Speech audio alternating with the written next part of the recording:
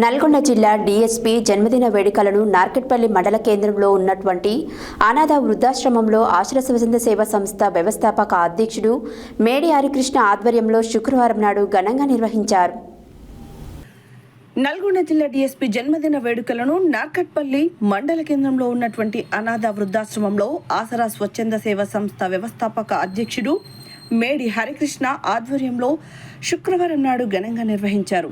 ఈ సందర్భంగా అనాథ వృద్ధులతో కలిసి కేక్ కట్ చేసి జన్మదిన శుభాకాంక్షలు తెలిపారు.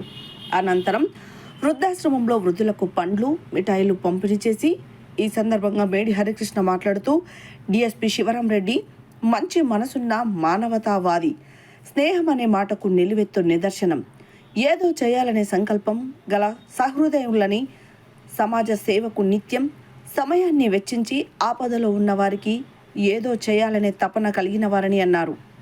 ఈ కార్యక్రమంలో చిరుమర్తి ఉపేందర్, బోడ సత్యనారాయణ, మంద మనోజ్ కుమార్ తదితరులు పాల్గొన్నారు.